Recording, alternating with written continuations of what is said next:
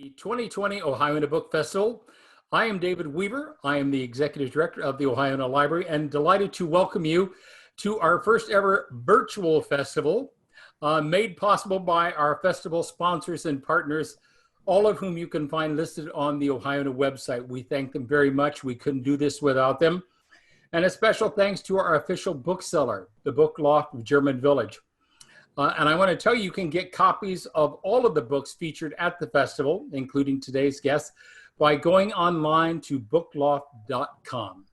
And now I'm pleased to welcome, in alphabetical order, each of the wonderful authors who is sharing their Columbus stories with us today. And by the way, that's the name of this panel, Columbus Stories. First up, we have Beth Armstrong. Beth spent much of her life caring for and observing gorillas, first as a keeper and then as head keeper at the Columbus Zoo from 1982 to 1996. She became a passionate proponent and voice for gorillas in the wild and many other species as the first field conservation coordinator at the Columbus and Brevard zoos, respectively. She continues to promote the role of zoos in supporting fieldwork that actively protects great ape species in the wild. Beth's book, Voices from the Ape House, is published by Trillium, an imprint of the Ohio State University Press. Welcome, Beth. Thank you. Next up, we have my old pal, Bob Hunter, a sports writer for the Columbus Dispatch for more than 40 years, including the last 24 years as a sports columnist. Bob is the author of 9 books, including Thurberville, St. Woody, Chick, and a historical guidebook to Old Columbus. He's a native of Hamilton, Ohio, and a graduate of Ohio University. Bob's book, Players, Teams, and Stadium Ghosts, is published by Ohio University Press. Welcome, Bob. Thanks, David. Next up, we have Amanda Page. Amanda is an essayist and educator in Columbus, Ohio. Her work can be found in Belt Magazine, Essay Journal, and the Belt Anthology, Midwest Architecture Journeys. Amanda's book, The Columbus Anthology, is co-published by Trillium and Belt Publishing. So welcome, Amanda. Hi. And last but not least, another good friend of mine, Andrew Welsh-Huggins, a reporter for the Associated Press in Columbus for many years, and the author of 6 mysteries featuring Andy Hayes, a former Ohio State and Cleveland Browns quarterback turned private eye. Welsh-Huggins is also the editor of Columbus Noir, out this year from Akashic Books. His short fiction has appeared in publications including the Ellery Queen Mystery Magazine, Mystery Weekly, and Mystery Tribune. Andrew's nonfiction book, No Winners Here Tonight, is the definitive history of the death penalty in Ohio. Welcome, Andrew. And welcome to you all. It's a thrill to have each of you here. And now I'm going to go back and start again back with Beth and talk a little bit about each of you and your books. And so if you would, Beth, tell us how your book came to be. I know it came about as a result of many years' experience working with gorillas directly. So tell us about Voices from the Ape House and how it came to be. Well, it was really started out as a collection of short stories, of vignettes looking into the lives of the gorillas, of things that I had witnessed over the years. And I belong to a monthly writing group, the International Women's Writing Guild. And that definitely kept me on task to keep coming up with things, memories I would have, and then I would sit down and write just a very, very short essay about it. And then eventually I decided to contact Tony at OSU Press, the Trillium division, and he wrote back and said that he was interested, but would I be willing to do it as a memoir? And that was not something I really wanted to do, truthfully. Mm-hmm. I wanted the stories of the gorillas to shine because to me they're so touching and important. But I immediately said, whatever you need, I'll do it. So it was a matter of me rethinking how was I going to thread those short glimpses into the gorillas' daily lives into another story about me growing up here in Columbus and how nature affected me and how I eventually came to work with and love working with animals and working in the field of conservation. Excellent, excellent. Well, and of course, being a lifelong Columbusite myself, as I think maybe you are and everything, as you know, pre-Jack Hanna, apes, particularly Colo, was what the Columbus Zoo was exclusively known for. So, and it got to be much more after Jack came, but still, I mean, it is one of our signatures of the Columbus Zoo. And so it's wonderful. So I want to ask you too, how long of a process was from the time you connected with Tony to actually writing the book? I mean, you've been storing these, gathering these stories for years, obviously. Yeah, I believe I sent the first email to him in late August of 2016, and then he got back to me and we had a brief discussion, and then it started from there with deadlines, maybe 4 or 5 or 6 months out, and then I'd send him what they wanted and they'd get back to me a couple of months later. So by the time it went to the publisher, the absolutely final edit was in mid-November of 2019. And then it was released on March 10th, 2020. So it was a 3.5-year process. Excellent. So, and because of the pandemic, were you able to do much in terms of events, et cetera, things of that nature, or that kind of put the kibosh on things? Well, I was really fortunate. They actually released the book earlier in late January because Columbus Monthly did a really big spread on it in their February issue. And then Ann Fisher of OSU Radio did an interview with me in February. So that sort of got things going. But then of course, as I'm sure with everyone, any lectures that you were going to be giving, they were all canceled. And I've done podcasts I just did a podcast with Loganberry Bookstore. They just released it, and Bexley Library. So that's sort of what it's becoming, which I'm fine with that. But yeah, it's definitely different. It's a definite adjustment. Yes. Well, I mean, I'm just delighted that you hung in there and have decided to stay with us and then with the book festival and share the story here. Bob, same question with you. I'm going to ask, of course, with Beth, her stories, are the accumulation of many years. And of course, yours is the accumulation of many columns over the years. How long, what's the period of time that all of these columns cover in your new book? Most of them from 1991 to 2016, although I went back and resurrected a few things from earlier. But kind of all the years I worked there, I always thought, you write stories or you write columns. Andrew can probably relate to this. You write things that you really like, but then the next day the news cycle keeps turning over, and so it just kind of goes in the past and you forget about it.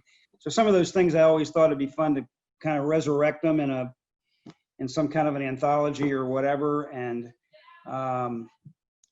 when I decided to do this, and I decided, okay, I'm going to go back and start picking out things to appear. I figured I probably did 7,000, 8,000 columns for the Dispatch over the years. So there's 136 items in the book. So if you can imagine the process of weeding this down, you start out, I started out with maybe 500 and then I kind of knocked it down to maybe 2. When you get down to the last ones that are in or out, it gets really difficult because these are like your babies almost. It's like, oh my God, what do I leave in and what do I take out? But it's funny, like the things that you would have, the last things that don't get in. I had a column about Joe Burrow, his last high school game for Athens High School. Of course, it was an Ohio Stadium state championship game, and he was going to play for Ohio State. And, he had this spectacular game and lost in overtime. I think 6 touchdowns, 600 and some yards passing and all this. Talked to him on the field after the game. But when I was doing this book, he just transferred to LSU. You use an LSU guy in the book. You don't know how he's going to do. Well, of course, he wins the national championship, wins the Heisman Trophy, he's #1 draft pick in the NFL. Now I think, boy, that would have been great to have Joe Burrow in the book, but that's the way it is. So I guess then, like, the question I asked Beth, that I'll ask Andrew and Amanda as well is like, so the time from the time you got this idea, hey, I want to do this, as my next book to when it actually appeared in print from Ohio University Press, because again, you're not writing new stuff, you're having to go back and mine through things. How long did it take you to actually do that and weed through those 7,000, 8,000 down to 500, down to what came in the book?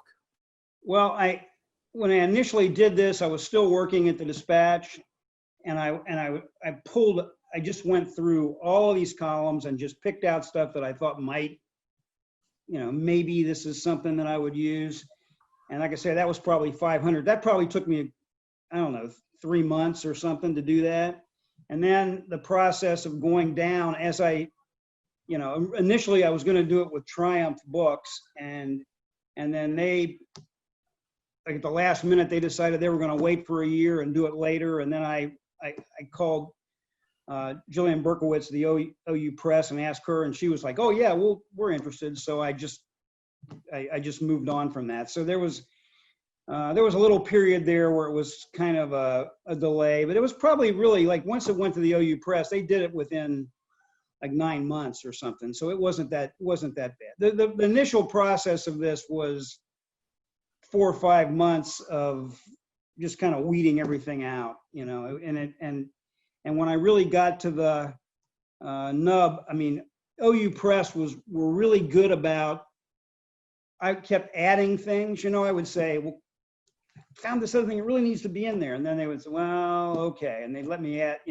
so I added several things that way. And a couple of them, one is one of the things that I went back and picked out because I remembered it, and it wasn't a column. It was a long thing I did about the history of black sports in Columbus and all the guys who were the first, African Americans to play in their sport, like at OSU and football or basketball or whatever. And I'm really glad it was a really long thing, but as soon as I sent it into him at Ricky at the OU Press, he immediately said, that's got to be in there. So I'm glad I did that. Excellent. I'm glad you did. I mean, it's a fascinating book, that I guess one of the things now that everybody's panicking about, is will there be football in Columbus in the fall? No one can imagine that. Have they decided definitively it's in or it's on?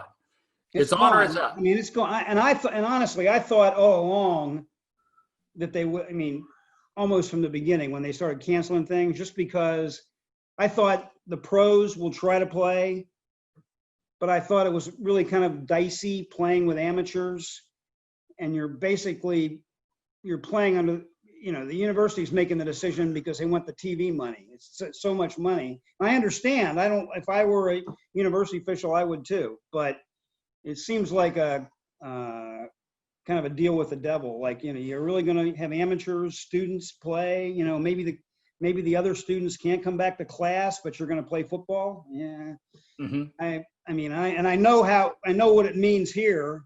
I know what it means in Columbus, and I know how many people are upset. I have a lot of friends who are, having a real issue with it, but I'm not surprised. Well, amazing time. That's all we can say. Well, thank you, Bob. And now let's go on to Amanda Page. You certainly, Amanda, you've got the who's who of Columbus poets and essayists and writers in your book. So tell us a little bit about how Columbus Anthology came to be and how you got all these wonderful writers and corralled them together for this collection. Right. I was aware of the Belt City series, the Anthology series that Belt published. And in 2016, like in October or November 2016, I had written a pitch to the Belt editor, Ann Trubeck, and she emailed back and said, yeah, absolutely, there's interest in Columbus, send a proposal. And then I was like, I don't have time to do that. So I just kind of let it go. And I'd followed her on Twitter for years, so I didn't really think about it again or anything until I was helping out with the first flyover festival that $2 Radio put on. Yes. I did a tiny amount of help with that first festival and met Anne at the book fair, and we were just talking, and I mentioned, you know, why don't you do a Columbus anthology? And she said, well, I was talking to a writer about it. And I was like, oh yeah, that writer was me. So it moved pretty quickly from there. And that was 2017. So somewhere from, like, I remember the call for submissions might have gone out in June of 2017. And then there were a few different, we moved the deadline a few times because the first round of submissions I got, I ended up, like, I combed through them, and there were a lot that were seemed like written specifically for the call, which of course they were going to be. And I didn't want it to be like a Columbus explainer. Like, this is Columbus. Like, most of them could have started like Columbus is.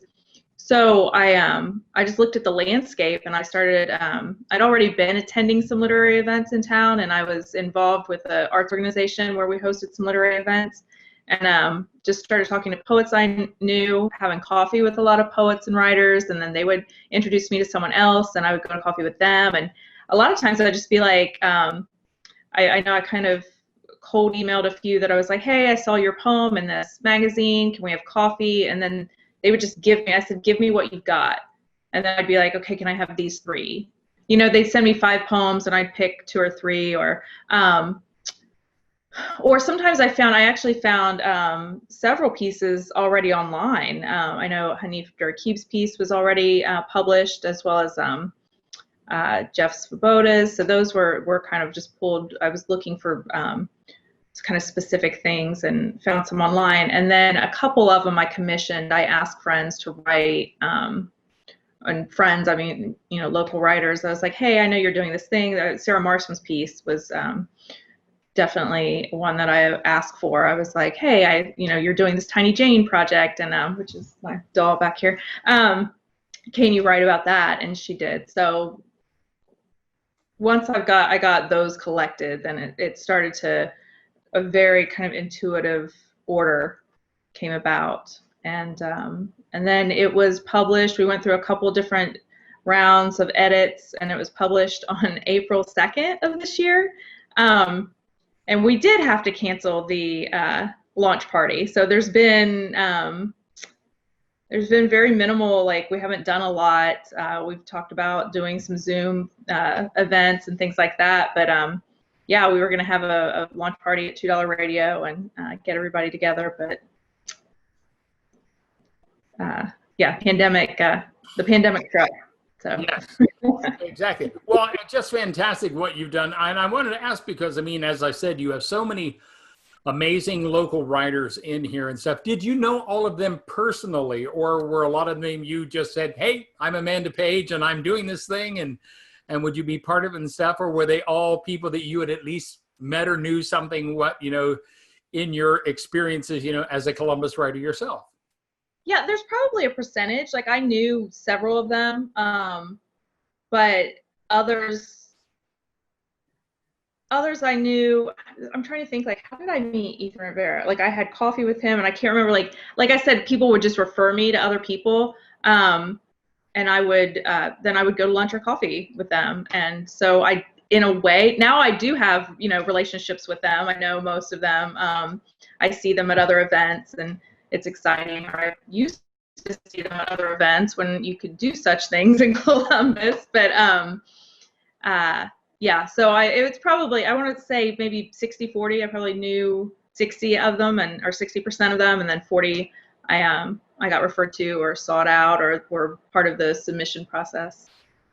Well, I'm so glad that you wrote it, because I liked your introduction and talking about, you know, the reputation of Columbus, you know, Cowtown, et cetera, things of that nature. So, and one of the things I think has helped raise, you know, Columbus's profile has been the literary talent that we have that is living here and working here at this time. So.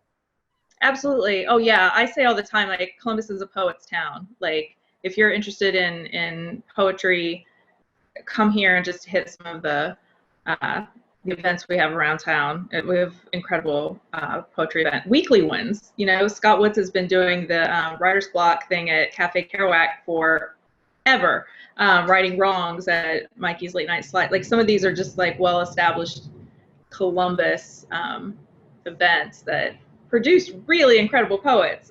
Yes. So, yeah. So fantastic. Well, thank you for sharing that. Sure. And good to talk. We'll talk a few minutes more and everything after I have a chance to bring in my friend Andrew Welsh-Huggins. And Andrew, sort of like, you know, Amanda's experience, Columbus Anthology, you've had, but in a specific genre, crime writing. So tell us a little how this came to be. And until you told us about this, I did not realize that there was a whole noir series across the country. Sure. Well, thanks for doing this, David. And yeah, Columbus Noir is published by Akashic Books. They've published a number of different types of titles, but they're known for these anthologies they do of noir stories set in cities, states, in the United States, as well as around the world. I had become aware of them first through Pittsburgh Noir, which I had read with great enjoyment. And that was the book that made me think, well, you know, here's a book of fantastic stories by Pittsburgh writers. We have great writers in Columbus, and we have great iconic neighborhoods. Why not here? So it sounds like everyone's publishing writing schedule is somewhat similar. I pitched Columbus Noir in 2017, and once it was accepted, spent most of 2018 commissioning and editing the stories, as well as writing my own story and writing the introduction. And we put that book to bed around February or March of 2019, and their publishing schedule just called for, you know, there's a lot of airplanes on the tarmac, and eventually our turn came up in March of 2020, and as you noted, the launch of Columbus Noir was one of the last public events anyone went to, and it was one of two public events that I went to before everything fell by the wayside. But it's a very, you know, I'm very proud of the collection. 14 stories, each set in a kind of iconic Central Ohio neighborhood, each by just by great writers who really bring the spirit of the city forth. These are dark stories. I don't always recommend you read them before bed, but I think Columbus really comes through in all of them. Well, and I wanted to ask you too, is there any part of town that you missed? Because I think, you know, everything when I looked at all the different, well, I mean, they even got cemeteries and everything. It's amazing, you know, the places that I was trying to think, were there any places that you missed? Yeah, that's a good question. You know, I think we got all the best ones. I mean, Short North, Sherman Village, Clintonville, the West Side, Old Town East, Ohio State. I set mine at the Ohio State House. So I think if you read this and you're not from Columbus, you will come away having a pretty strong sense of the city. Most of them are set in the city, but there's a few in the suburbs as well. I think we really captured the geographic diversity of the city. Good. And I want to emphasize, for those of everything who follow the Andy Hayes, your story is not an Andy Hayes story, correct? That's correct. It's a bit of a departure. It's you know, it's set at the Ohio State House, and I guess I drew on you know, I've been covering events at the State House now for over 20 years, so I wouldn't say it exactly wrote itself, but I had a lot of fun writing it because I was able to just draw on my experiences as a reporter. Excellent. Well, wonderful. And again, I'm so glad that I got to see that that event and everything. And so, as I said, you know, that's going to be my marker for when the pandemic began. I saw Andrew Welsh-Huggins and authors launch Columbus Noir, and then it was it. Columbus went dark. So anyways, well, and Beth, I wanted to go back, to all of you each and say and everything like, what particular, what is your writing process, when you're working on something, or are you kind of like an outliner or et cetera, or for you, Beth, since this is the culmination of many stories over before you ever imagined that they would be a memoir?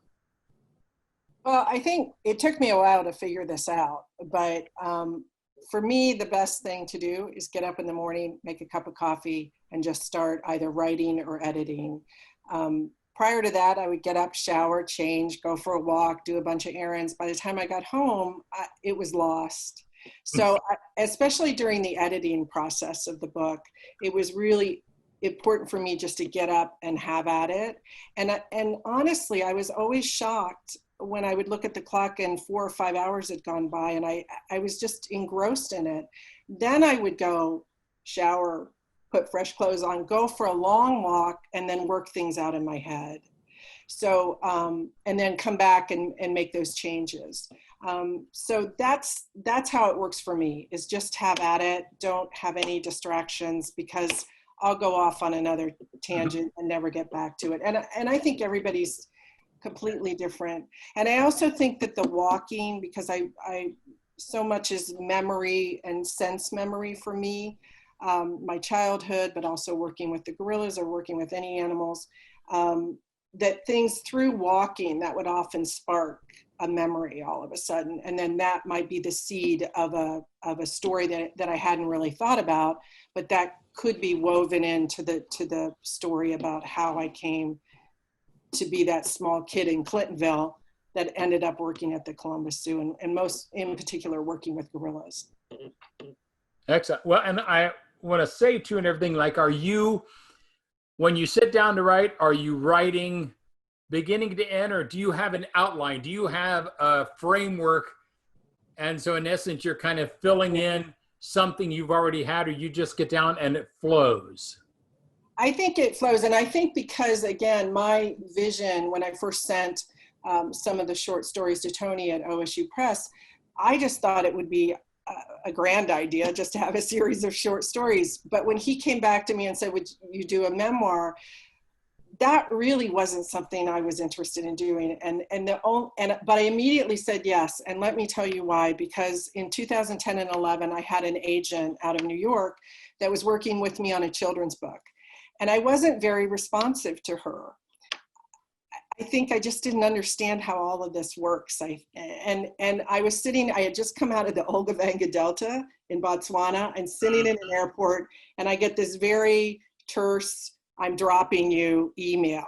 And I was devastated. And looking back on it, I realized, number one, that was on me. I wasn't responsive enough. And so when the opportunity came up with working with OSU Press and Tony wanted to go in a different direction, that's why I didn't hesitate. It was just like, all right, if that's what you want, then I'll figure this one out. So I think that lesson learned 5 years prior was really important for me. And I also think I've learned it's not that unusual to get dropped like that. So again, I think I was ready. And I do want to say this, which I think when I did get in touch with Tony, because I was starting to send things out, I was at a point in my life where I was really comfortable with the idea of sending things out. And it was a matter of put it out there in the world. If it sticks to the wall, great. If somebody sees some merit in it, great. If they don't, that's okay too. And I felt that really deeply, which I had not felt for a number of years prior to that. So I was very comfortable with myself at that point. And the key for me is I just think I plain lucked out. You know, the first person I really sent it to, there was interest. And then that gave me the framework of going, all right, this is the direction you want to go. This is the raw material I have. I'll figure this out, how it's going to all come together. But in the end, it really is the story about the gorillas, you know, which is really what I wanted the focus to be on. Well, I'm glad. I thank you for sharing. And Bob, now your experience in Andrews is kind of, because you guys, much of your writing career has been deadline oriented, correct, and everything. So you, in essence, for much of your writing, you wrote because you had to have something in the hopper by the next day. Is that correct? Oh yeah, no, absolutely. And that, there are different aspects of that. I mean, there was always a deadline.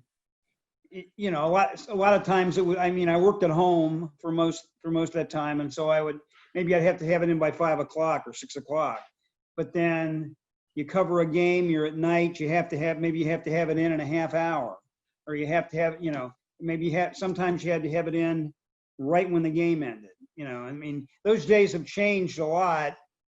The internet has changed a lot. The newspaper business, we all know, is not doing well, and it's kind of gradually dying. But there were a few of the columns that I put in the book. I mean, one was from the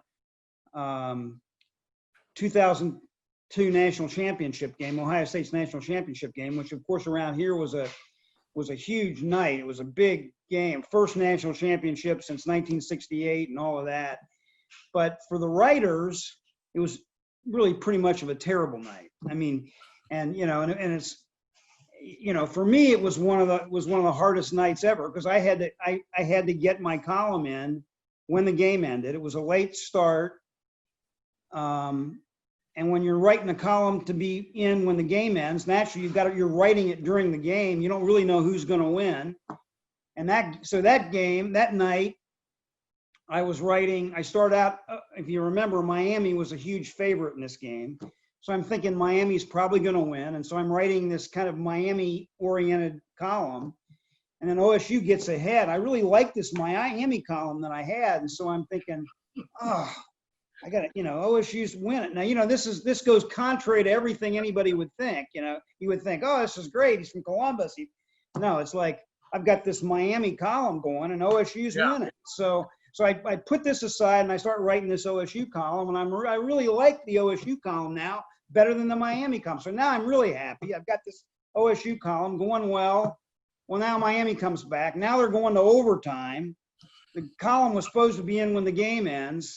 And then we have this overtime. If you remember, a controversial play at the end, whether it was pass interference or not in the end zone, And so, I'm fixing this and sending this like within a couple minutes of the game. Then they give me maybe 20 minutes to get a couple quotes.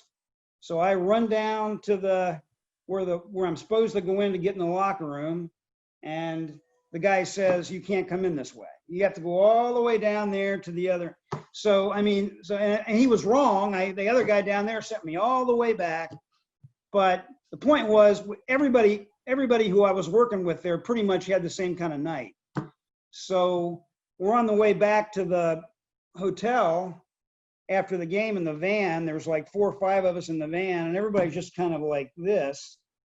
And it's like, nobody would have ever thought, OSU won the first national championship, in however many years.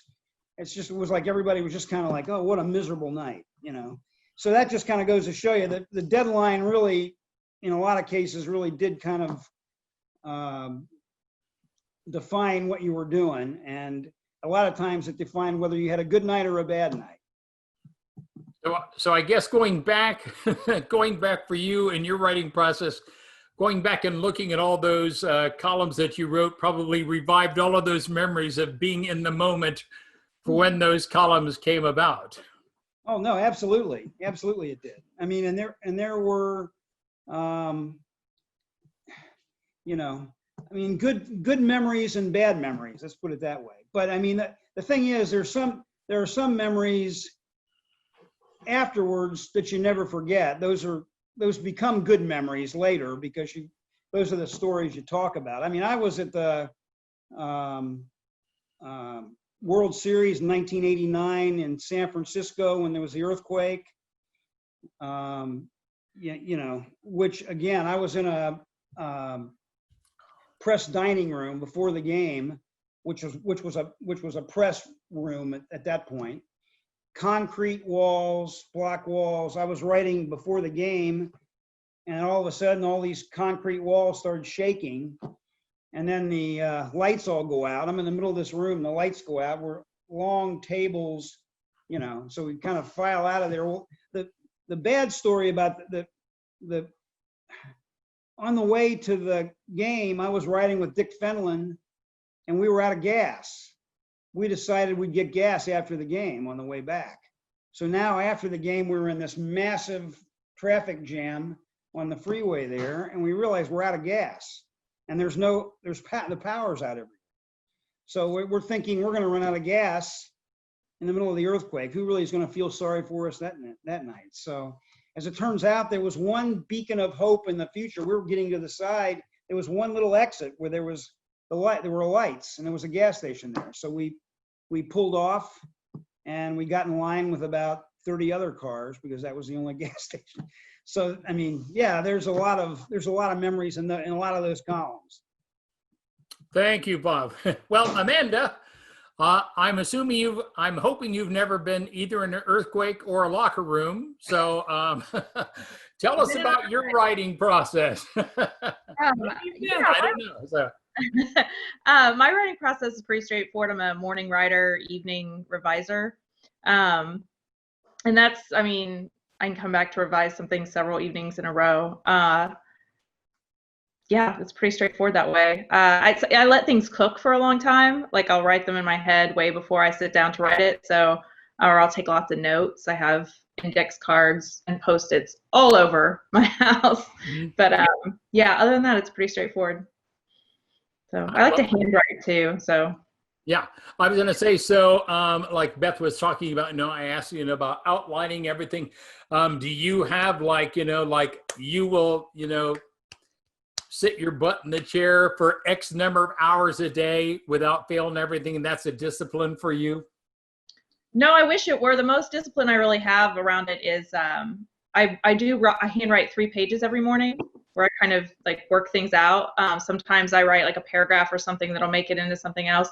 And then I write, I try to do like 2 pitches a day recently. Like that's the discipline that I have, is to like organize those pitches. And a lot of times that'll have like, I'll have papers from interviews and different things that I have to pull together to organize that. But for this book, I spent a lot of time rearranging the order and then like making lists, and I just kind of felt my way through it. It didn't really, like, it's not grouped by like, these are the food stories, these are the music stories, right? It's much more intuitive than that.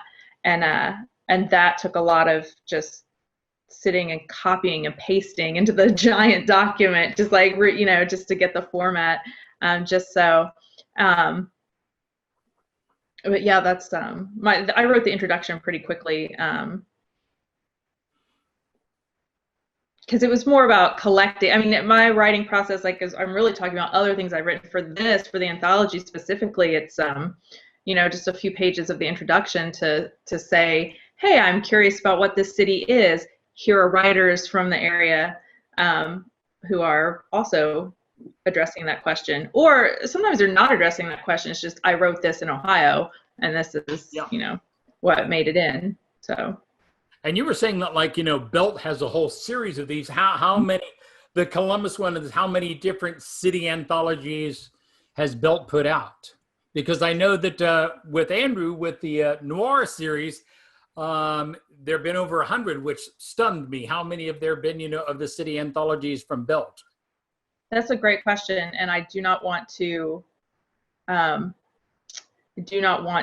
give you an inaccurate number, but it's very much like, Belt is named after the Rust Belt, but they've really kind of expanded into Midwest and Appalachia. So like there's a Louisville anthology, and there's a Detroit anthology, and that goes as far west, Minneapolis anthology, Akron, like most of the major cities in Ohio have one. So it's quite an extensive collection, and there's one coming out. I think Fort Wayne has one coming out soon. So, but I don't know off the top of my head how many exactly.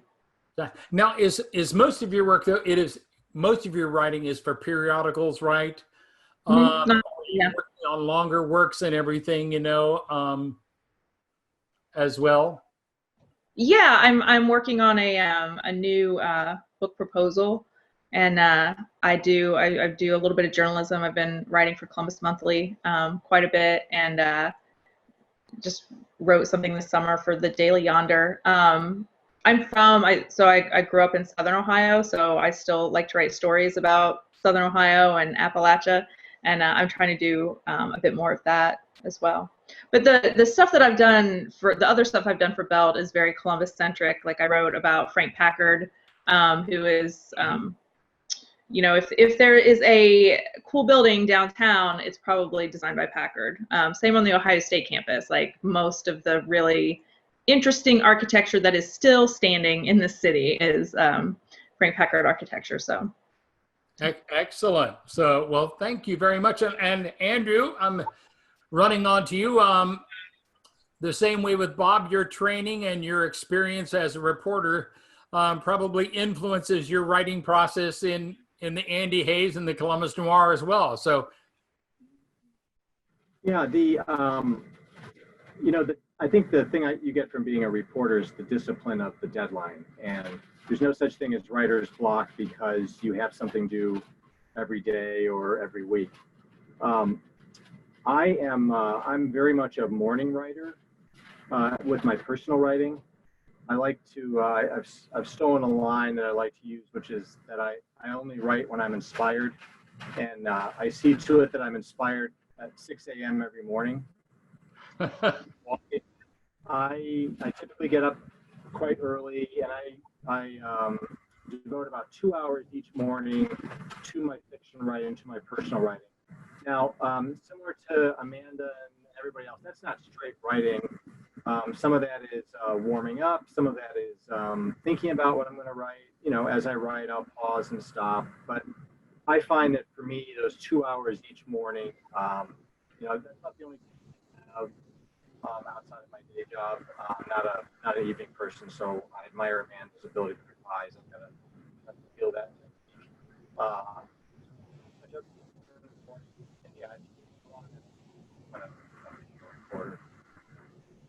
I was going to ask you, now there have been 6 Andy Hayes mysteries. You kind of took a break to do Columbus Noir. Does that mean now Andy Hayes is going to pick up again next year? Yeah, the 7th book in the series is called An Empty Grave, and that'll be out sometime in 2021. I'm not sure it'll be in the spring with the normal publishing cycle, but sometime, hopefully in the summer, possibly late summer of next year. Yeah, the manuscript is done, and I'm pretty excited about it, so people have that to look forward to. Excellent. Well, I want to ask each of you now, as we kind of, and thank you all again, for doing this, wrap up and say, how has the pandemic affected Columbus in your view? And how has it affected you personally as a writer? Beth, I'll start with you. Well, I do hope, as horrendous as this is, and it is worldwide, I do think that there's an opportunity here for people to connect our relationship to the wild and to nature. And this pandemic, this virus, was never a matter of if it was going to happen, it was when it was going to happen. That's just reality. And that's based on what we humans are doing to the natural world. I've trained in the, dealing with zoonotic diseases. Pandemics are actually, I'm really interested in because it fascinates me, the crossover between animals and humans. And of course, because I was so involved and still am so involved in conservation and see the devastation that humans have wrought upon the earth, that this is going to keep happening until we finally say, wait a minute, where are we within the context of how we deal with the natural world, that we do not hold dominion over the natural world. And I think we're seeing that now in a lot of different ways. And I'm in other ways, I also notice, certainly during my walks, which I take every day, I see a lot more kids out biking. I see a lot more kids out playing outside, which is the way I grew up. we were outdoors. That's even though I grew up in Clintonville, and that's a little, in the city, the natural beauty is what informed us. That's the seasons were important to us. So I'm hopeful that this weird thing that we're going through, that people will stop and say, all right, I'm a part of this bigger system, and it's beautiful, this world we live in, because more people are out seeing it, and then they're going to start to connect the dots. That what's happening now is a result of us humans, what we've done. So in that sense, it's kind of an odd thing to say, but I am hopeful that it will give people pause and a reset, and start to really think about what is really important in each of our daily lives, and what can I do that's good today, whatever that is, to do no harm. On a personal note, yeah, it's odd, like having your book released on March 10th and then the pandemic is declared on March 11th. There's something kind of funny about it. And I think once I got over the frustration, it's like, in the scheme of things, Beth, what does it matter? Your book was published. You feel very strongly about it. And just as I know, when I talk about gorillas one-on-one with people, or when I give lectures, people are very interested in them because they mirror us so closely. And so there will be opportunities in the future, I think, to talk more one-on-one and in larger groups with people. So for now, I'm doing Zoom things and doing, lectures to Rotary clubs and podcasts with bookstores and libraries, and that's good. I'm thankful that it got published, is how I look at it. Well, excellent. I was going to say, you probably then were not surprised when suddenly, because of quarantine and everything, and people weren't going to national parks, that wildlife, wolves, bears were coming. It's always, yeah. So I think it's an odd, strange opportunity for us to sort of re-examine who we are as a species and how we relate to the rest of the world, and how beautiful and stunningly gorgeous this world is, that I think we get wrapped up in our daily lives and we forget to look outside. Yes. Well, thank you, Beth. And Bob, I wanted to ask the same of you now, being somebody who's an old newspaper guy. And of course, the newspaper world has been going through so many changes. How do you think the pandemic and what things are happening now, is that having an even greater impact on the world of print journalism? Absolutely. I think newspapers were in trouble before this. I think this is a devastating blow to most newspapers. I mean, I know the print advertising, which was kind of on a downward curve anyway, and the circulation the same way, on a downward, kind of a downward spiral. But there's nothing good about this. In 2008, when we had the recession, that was a real blow to newspapers. That was when a lot of newspapers, you saw some papers fold, and you really kind of saw it start going down. And I don't think there's anything good about this for newspapers. Now, I do believe, being a sports guy, it's funny. I'm not because of what I did for so long, I wasn't a TV sports watcher. I didn't spend a lot of time watching TV, sitting around watching games, and watch a little bit here and there. But but as it turns out, I found out that I must have watched more than I thought, because when all this stopped and there was no sports on TV, all of a sudden I was thinking, well, I'm watching CNN, or I'm watching this stuff, and I'm getting tired of watching this other stuff. And I'm thinking, well, normally I would switch over and see, well, how are the Indians doing, or how are the Reds doing, or what's the, no pro football on Sunday or whatever. And I didn't sit around and watch it like a lot of people, but obviously it was missed. But I really do think that just like Beth said, I think there was like a reset there that was a good thing. I mean, I think there's so many people that were spending, this was the only thing that they would watch all these sports constantly, go from one thing to the other. And I really think it's good that this was all kind of pulled back and people had to say, wait a minute, what should I be doing with my time? There must be some other things I have to do with my time that maybe going to the park or going, obviously you're not going to go to the shopping mall. You're not going to go to the restaurant maybe, but I mean, I was a long time jogger and I'm still a walker. Like I walk 3 or 4 miles every morning. And I mean, that part, if they'd have pulled that away from me, it would have killed me. Just because that's that's like that was kind of my one time of the day when I could think a little bit about, okay, what am I writing? What am I doing? And also kind of get out there with nature, walk in the woods or whatever. And I do think now there's a lot more people biking, walking with their kids. And I see all those parents with their kids, and I didn't see that before. And I think, well, before they were probably, a lot, particularly the little kids, a lot of them were probably watching TV but they're getting out and doing more things. And I think that's a good thing.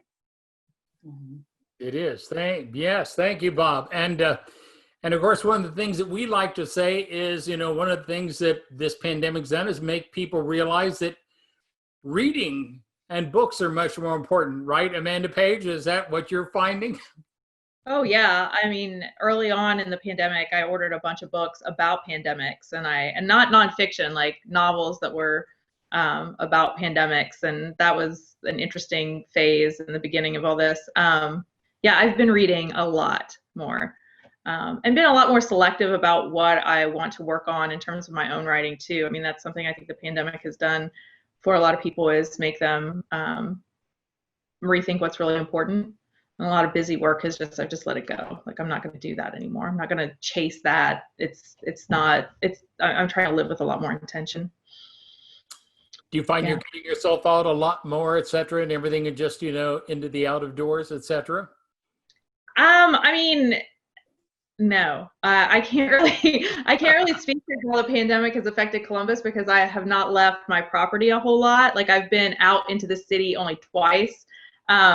And one of those days was Saturday, and I drove basically the length of the city and went through various neighborhoods. I just drove on surface streets, and I was like, it's almost like there is no pandemic. There are so many people out. And so, I've pretty much stayed in my bubble, and I've got an extensive backyard, so I've just been extremely indoors this summer. Well, wonderful. So. Well, thank you, Amanda. And Andrew, wrapping up with you, sir, what effect has the pandemic had? I know it's had a great effect on the State House, which you cover, and other things. Well, very similar to what a lot of people have said. I think the pandemic has shown us the best that we can be and the worst that we can be. And I think it's helped us take a long, hard look at, who we are, how we do when we are faced with a crisis like this, for sure. There are days when I'm very optimistic, and there are days when I'm super pessimistic. So I think it's been a really interesting experiment. And I think, similar to Amanda, I personally, I appreciate my personal writing a lot more. Try to focus more and really try to understand what a gift it is to be able to do something like that. And try not to let minor things get in the way, because the pandemic has shown us that the world can change abruptly very quickly, and there's only a few things that we should really be focusing on and spending our time on. Thank you, Andrew. Thank you all. My guests again today have been Beth Armstrong, the author of Voices from the Ape House, published by Trillium; Bob Hunter, Players, Teams, and Stadium Ghosts, published by Ohio University Press; Amanda Page, The Columbus Anthology, co-published by Trillium and Belt Publishing; and Andrew Welsh-Huggins, Columbus Noir. 14 of Columbus's best writers with a series of great mystery stories from Akashic Books. So thank you all for coming. Thanks to everyone who is tuning in today. We hope you're enjoying all of the Ohioana Book Festival as we go along in this virtual edition for 2020. A reminder, you can get copies of all of our authors' books today from the Book Loft at German Village at bookloft.com. Thanks again to all of our festival sponsors and partners. And everybody stay healthy and well. And we all hope that we'll be back together again next April, live and in person at the main library. And that this will all just be, at that point, a memory and something that we will never forget. Thank you all very much. And everybody stay safe and well. So long.